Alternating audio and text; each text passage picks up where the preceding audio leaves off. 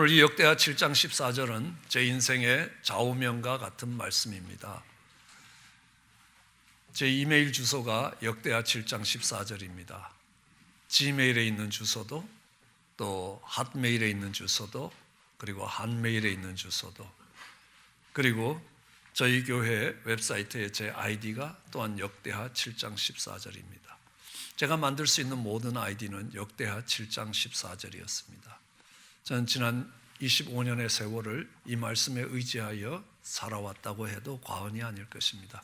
하나님이 이 말씀을 가지고 하나님이 회복시키는 역사들을 경험할 수 있습니다. 하나님께서 저희 가정에 또 말이 늦은 아들을 회복시켜 주셨습니다. 또 이 말씀을 가지고 하나님께서 무너진 교회를 회복시키시는 것들을 보게 됩니다. 제가 이 교회에 처음 왔을 때 정말 9명 남아있던, 꽤나 규모가 있던 교회가 9명까지 무너져서 남아있던 그 교회를 목도하게 되고 하나님이 이 말씀을 따라 회복시켜 가는 것들을 보게 되었습니다. 그러나 지난 25년 다른 어느 때보다도 이 말씀이 가장 실감나게 다가오고 있습니다. 읽었던 말씀처럼 하늘이 닫히고 비가 내리지 않고 메뚜기가 토산을 먹고 전염병이 내 백성 가운데 유행할 때 지금이 그때라는 것입니다. 아니, 문자적으로 그대로 이루어지고 있습니다. 기도하신 우리 집사님의 기도처럼 호주에 불이 나 있습니다. 호주 대륙이 불탑니다. 세계에서 가장 청정지역이라고 하는 뉴질랜드조차도 호흡하기가 곤란할 정도가 되어 있습니다. 지구 외곽에서 찍은 사진에 보면 그 불길이 호주 대륙을 덮고 있는 것들을 보게 되는 것입니다. 코알라라는 곰은 멸종 상태에 놓이게 되었습니다. 사실상 멸종되었다는 것입니다. 자연이 그 동물을 키우지 못하게 되는 것입니다. 그냥 불이 난 정도가 아닙니다. 호주의 그 많은 숲들은, 타는 나무들은 지구에 산소를 공급하는 산소 탱크로 역할을 감당하고 있습니다. 브라질의 아마존과 인도네시아의 밀림, 그리고 이 호주의 숲들이 지구에 산소를 공급하는 탱크들입니다. 그런데 그것이 불타면 얼마나 많은 이 환경에 또 살아가는 방식의 변화가 올지 예측을 하기가 어렵습니다. 수단에서 일어났던 메뚜기 떼들이 그 일어날 때는 6천만에서 8천만 마리가 되는 메뚜기 떼들이 습한 온도를 타고 올라오면서 점점 개체수를 늘려서 지금 중국 입구까지 와 있는데 지금은 약 4천억 마리라고 이야기합니다. 중국 대륙으로 들어올 때는 수십조 마리가 될 것이고 그것이 어디로 흘러갈지 예측을 할 수가 없는 자리에 있습니다. 그 메뚜기 떼들이 지나간 곳은 먹을 것이 남아있지 않습니다. 양식이 남지 않습니다. 그래서 올해는 이 아프리카에서 200만에서 300만에 이르는 사람들이 양식이 없어 고통을 받게 될 것이라고 예측하고 있습니다. 전염병이 돌고 있습니다. 온 세계를 긴장시키고 있습니다. 한두 곳이 아닙니다. 여러 곳에서 이 전염병이 유행처럼 번져가고 있는 것들을 보게 됩니다. 이때에 하나님이 하라 하시는 말씀이 있습니다. 그렇게 비가 내리지 아니하고 메뚜기가 토산을 먹고 그리고 전염병이 돌 때에 내 이름으로 일컫는 내 백성이 그 악한 길 떠나 스스로 겸비하여 기도하여 내 얼굴을 구하면 하나님이 들으시고 그 죄를 사하시고 그 땅을 고치시겠다라고 말씀하시는 것입니다. 우리는 이런 일이 있을 때에 무엇을 해야 되느냐 살펴보아야 하는 것입니다. 하나님이 이런 일이 있을 때에 이런 일의 책임이 누구에게 있냐고 물으신다면요, 통치자의 통치 방향이 잘못된 것, 아니면 정말 실무 책임자들이 성실하게 그 실무를 감당하지 못했기 때문에, 아니면 그 병들이 일어날 수 있도록 원인을 제공했던 중국에 그 탓을 할 것이냐는 겁니다. 물론 어떤 사람들의 실수와 잘못으로 이런 현상이 왔을지 몰라도요, 그것을 탓한다고 해서, 그것을 정죄한다고 해서 이 문제가 가라앉는 것 아니라는 겁니다. 그러나 하나님은 이 문제의 책임을 하나님 이름으로 일컫는 하나님 백성들에게 묻고 계시는 겁니다. 누구의 잘못과 누구의 실수로 오늘 여기까지 왔을지 몰라도 내 이름으로 일컫는 내 백성이 그 악한 길 떠나고 스스로 겸비하여 기도하여 하나님의 얼굴을 구하면 하나님이 고치시겠다고 이야기합니다. 그것이 고쳐지지 않는 것은 그것들을 일으킨 사람들의 책임이 아니라 하나님께서는 내 이름으로 일컫는 내 백성의 책임이라고 이야기합니다. 다른 사람의 기도가 아닙니다. 하나님 이름으로 일컫는 하나님 백성의 기도라는 겁니다. 그럼 우리는 제일 먼저 누가 하나님 백성인가를 살펴보아야 합니다. 내가 교회에 나온다고 하나님 백성이냐? 예, 그럴 수 있지만 아닐 수도 있다는 것입니다. 하나님은 그게 목사고 장로고 믿음 좋은 집사라서 그 기도가 이 전염병을 세워낼 수 있는 것, 그 땅을 고쳐낼 수 있는 것 아니라고 이야기합니다. 하나님 백성이라야 한다고 말씀하십니다. 우리는 미국 땅에 살아가지만, 이 같은 미국 땅에 살아가지만 미국 백성들도 있지만 또한 한국 백성들도 있습니다. 여행을 할 때 어느 나라 여권을 가지고 여행을 하느냐를 보면 그의 소속이 미국인지 한국인지를 알 수 있습니다. 비록 한국 땅에 살아가지만 거기에 살아가는 미국 백성들이 있고 한국 사람들이 거기에 있다는 것입니다. 우리가 미국 여권을 가졌다는 말은 무슨 말입니까? 미국의 법을 적용받는다는 것입니다. 우선적으로 미국 법에 의해서 다스림을 받게 되는 것입니다. 한국 여권을 가졌다는 것은 한국의 법에 의해서 우선적으로 다스림을 받게 됩니다. 이 땅 백성이라는 것은 이 땅의 법과 이 땅의 기준을 갖고 살아가는 사람들입니다. 하나님 백성이라는 것은 하나님의 기준과 하나님의 법에 따라 살아가는 사람들입니다. 이 땅의 법과 하나님의 법은 많이 다르다는 걸 알 수 있습니다. 가치의 기준도 달라져 있다는 것입니다. 내가 어떤 기준과 어떤 가치를 갖고 살아갈 거냐라는 겁니다. 그리고 이야기합니다. 하나님 백성과 이 땅 백성을 어떻게 구별하느냐? 시편 17편 14절은 우리에게 이렇게 이야기하고 있습니다. 여호와여, 금생에서 자기 분깃을 받는 세상 사람들에게서 나를 주의 손으로 구하소서.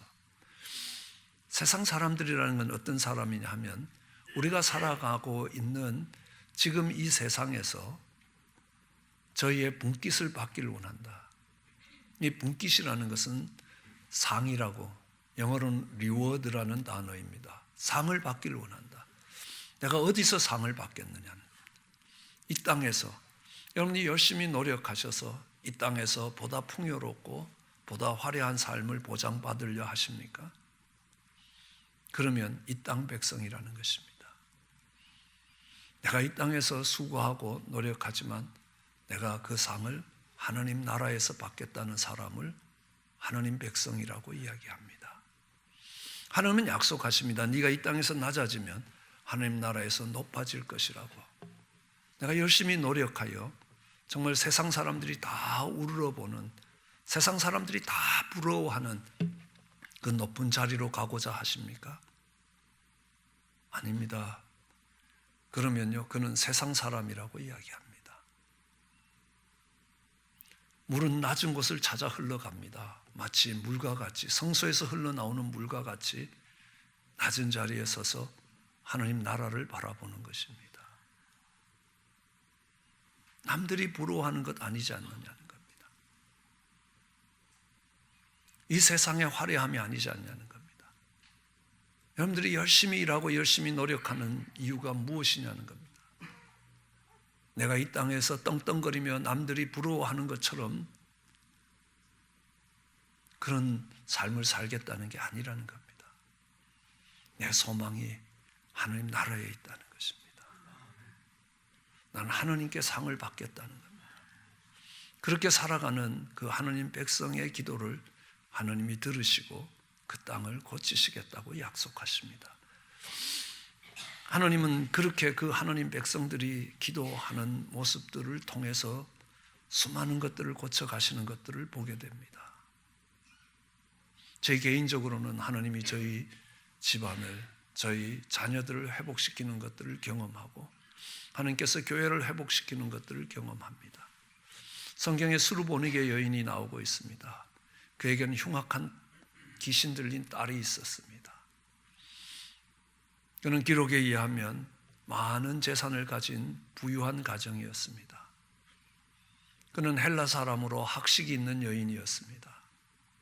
그가 많은 재산과 그가 많은 지식을 가지고도 그 딸을 어떻게 할 수가 없었습니다. 왜 안 해봤겠습니까? 할 수 있는 모든 방법을 동원해도 어떻게 그 딸을 고쳐갈 길이 없는 겁니다. 그럴 때 그는 하나님께 나와 간구합니다. 예수님이 들은 척도 안 합니다. 더욱더 간절히 구합니다. 그죠? 그러니까 예수님이 자녀의 상에서 떡을 취하여 개에게 줌이 합당치 아니하다라고 모욕적인 말씀을 합니다. 개 취급을 합니다. 그럼에도 여전히 하나님의 은혜를 구하고 있는 그 여인을 하나님이 하나님을 섬기는 하나님 백성으로 보신 겁니다. 그리고 그 여인의 기도를 따라 그 여인의 흉악히 귀신 들린 딸을 고치시는 것들을 봅니다. 흉악히 귀신 들린 딸이 정신 차린 것 아닙니다. 그 딸이 하나님께 긍휼을 구한 것도 아닙니다. 그러나 그 어미가 하나님 앞에 무릎을 꿇고 기도할 때에 하나님이 그 어미의 기도를 들으시고 그 딸을 고치시더라는 겁니다. 하나님 이름으로 일컫는 하나님 백성의 기도를 들으시고 하나님이 그 땅을 고치듯이 고치시는 것입니다. 우리는 느헤미야를 기억합니다. 예루살렘 성벽이 무너졌습니다. 성문이 불탔습니다.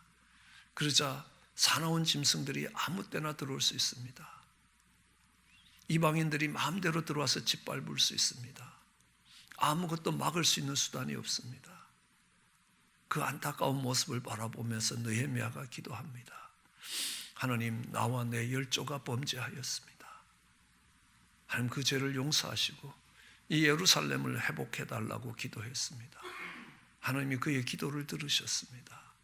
그리고 그를 통하여 예루살렘 성벽이 다시 재건되고 성문이 달리도록 했습니다. 기도하던 느헤미야를 보더라도요, 느헤미야는 그 공사를 현장에서 감독하기 위해 와서 불철주야 그 공사를 감독하는 모습들을 봅니다.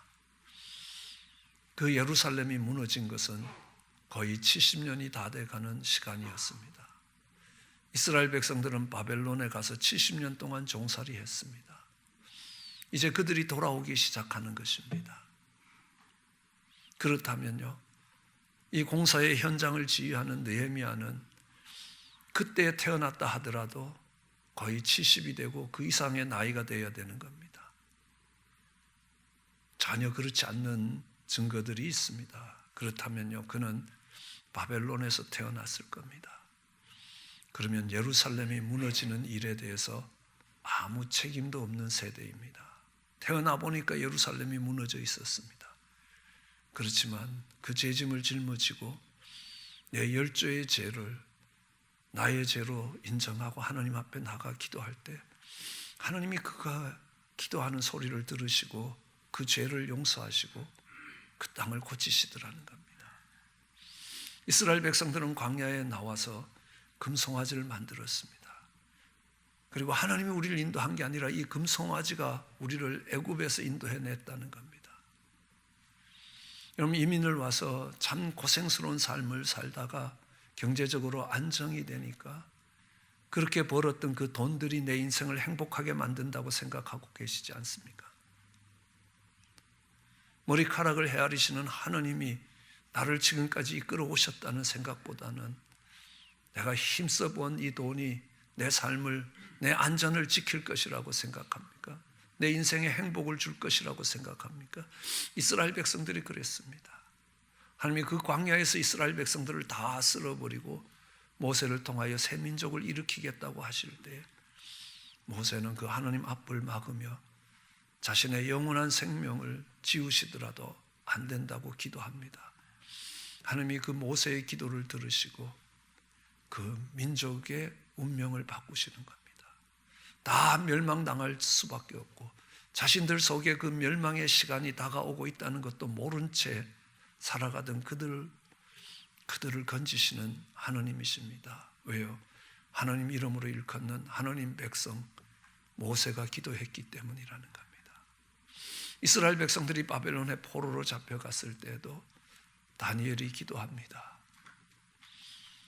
하나님 이름으로 일컫는 하나님의 백성 다니엘이 기도할 때에 그 이스라엘 백성들이 돌아올 수 있는 그들의 잃어버렸던 고향으로, 잃어버렸던 신앙의 자리로 돌아올 수 있는 길이 마련되었던 것들을 봅니다. 하나님의 백성이 기도하면 하나님이 고치시겠다는 겁니다. 그런데 그 하나님의 백성 이름 앞에 하나가 더 붙어 있습니다.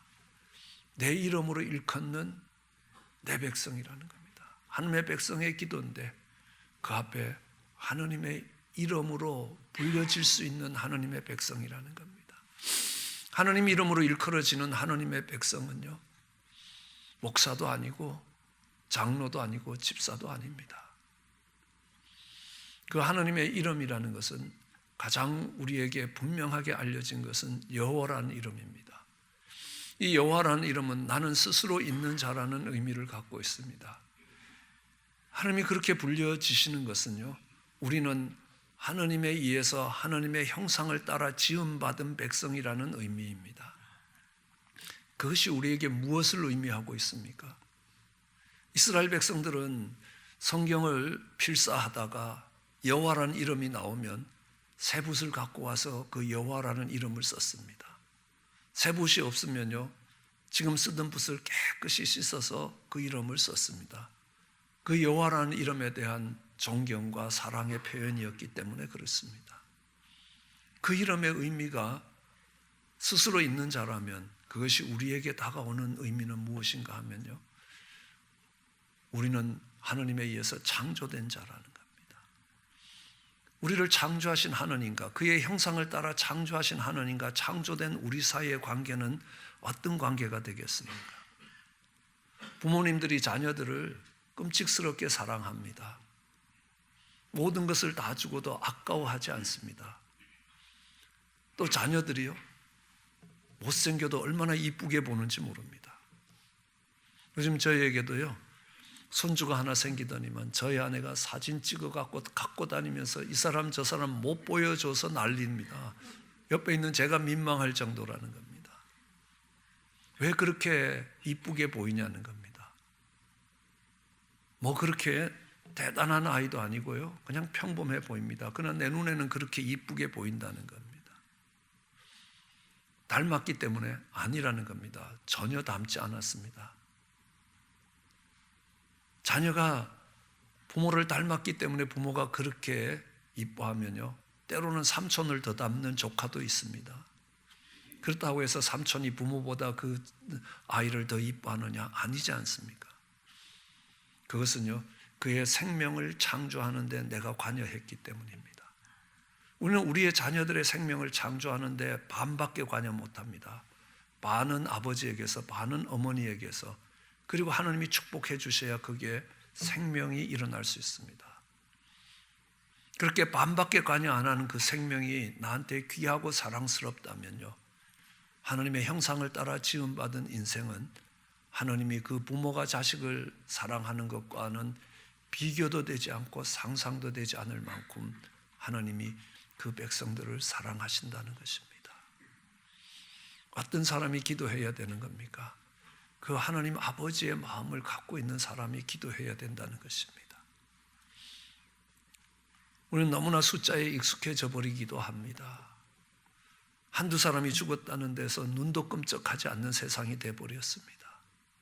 그러나 하나님이 한 영혼을 천하보다 귀하게 여기신다고, 그 한 영혼을 잃어버리는 것이 얼마나 가슴 아프신지 그 하나님의 마음을 아는 사람이 기도할 때에 하나님이 그 기도를 들으시고 그 죄를 사하시고 그 땅을 고치시겠다는 겁니다.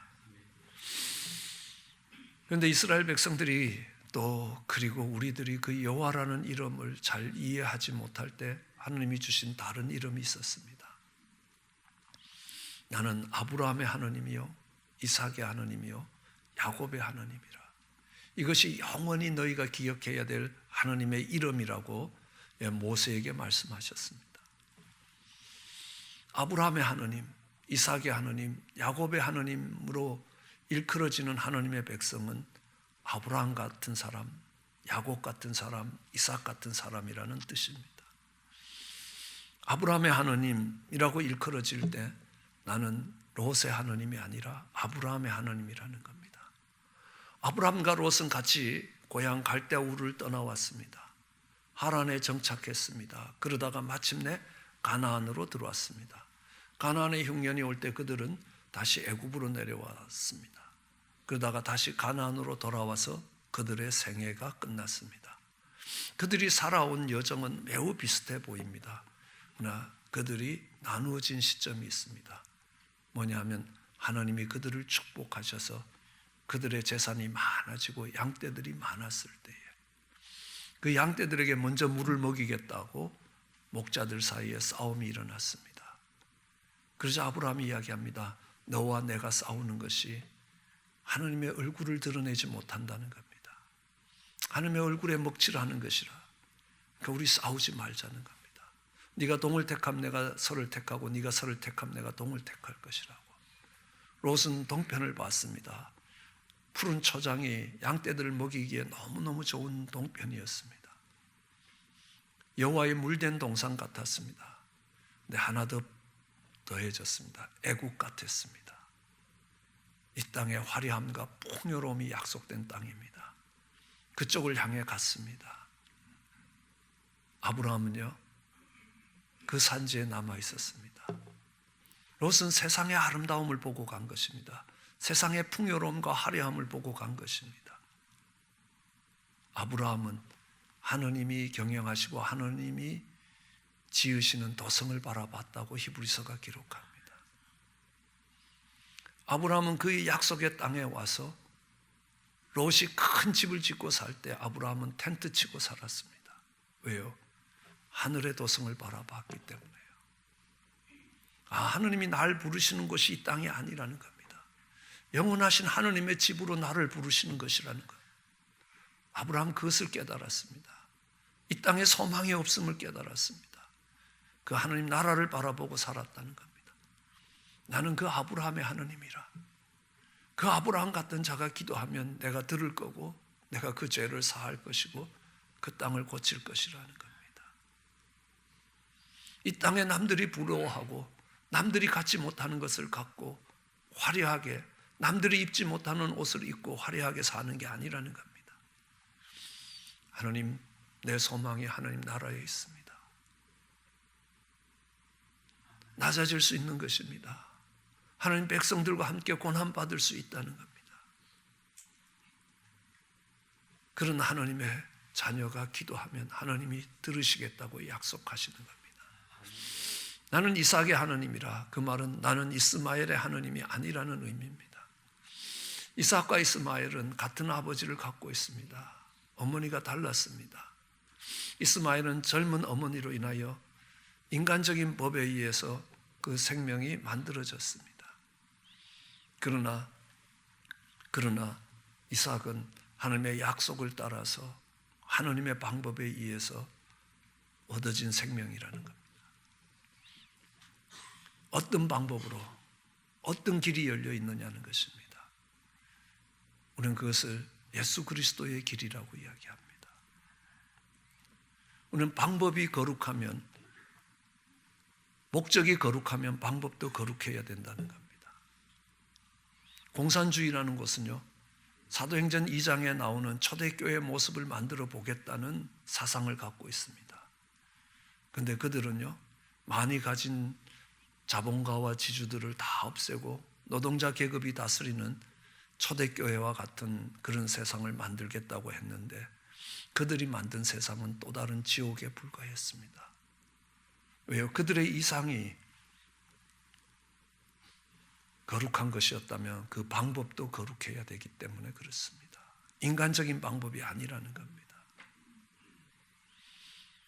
내가 야곱의 하나님이라고 이야기할 때 나는 에서의 하나님이 아니라는 겁니다. 쌍둥이입니다.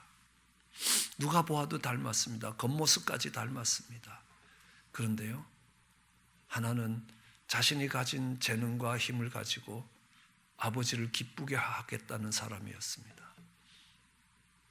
또한 아들은 그 힘이 없다는 걸 인정하고 하나님이 그 힘을 주셔야 된다고 무릎 꿇었던 야곱입니다. 비록 비열한 인간이었다 할지라도 내가 하나님의 도우심과 하나님의 공급하시는 힘 없이는 아무것도 할 수 없는 인간이라는 걸 알기에 하나님 앞에 무릎 꿇고 그 능력을 받기를 원했던 것입니다. 내 이름으로 일컫는 내 백성이라고 이야기하면 그렇습니다. 하나님의 영광을 위해서, 하나님 나라의 영광을 바라보면서 이 땅에서의 분깃이 아니라 하나님 나라에서 얻을 상을 바라보면서 예수 그리스도가 가신 십자가의 길을, 그 고난의 길을 성령님이 공급하시는 능력으로 정말 감당하고자 할 때에 그 백성의 기도를 하나님이 들으시겠다는 겁니다. 그가 기도하면 하나님이 그 땅을 고치시겠다고 이야기합니다. 그가 악을 떠나고 겸비하여 하나님의 얼굴을 구하는 것입니다. 참 가슴 아픈 소식들이 들려오는 가운데 참 감사한 소식이 있었습니다. 대구에 많은 환자들이 생겨났습니다. 의료진들이 손이 부족한 겁니다. 그래서 정말 도움을 요청했습니다.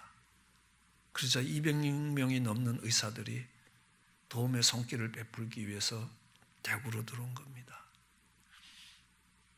혹시 대구에 갔다가 내가 정말 몹쓸 병에 걸려서 힘들어질까 하여 다 도망가는 때에 그것이 얼마나 위험한 건지 다른 어떤 누구보다도 잘 알았던 의사들이, 그것도 한두 명도 아니고 200명이 넘는 의사들이 정말 도움의 손길을 베풀기 위해서 가는 것, 선한 겁니다. 선한 의사들입니다.